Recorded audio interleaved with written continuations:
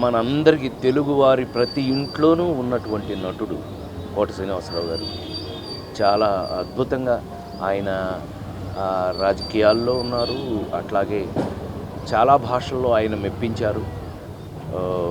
ఆయన ప్రత్యేకత ఆయింది అని నేను అంతకంటే ఏం చెప్పగలను.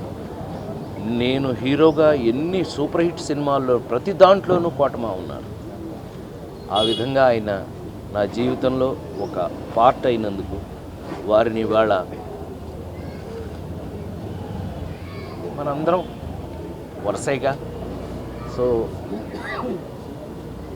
కోటమావ గారు, మీరు ఎక్కడున్నా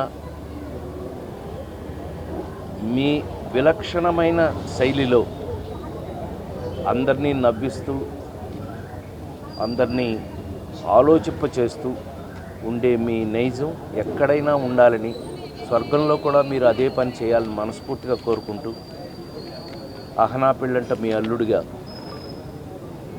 ఎప్పటికీ నేను ఇలాగే ఉంటానని మరొకసారి మనవి చేస్తాను. మీరందరూ కూడా కోట శ్రీనివాసరావు గారికి శ్రద్ధాంజలి ఘటించాలని మనస్ఫూర్తిగా కోరుకుంటున్నాను.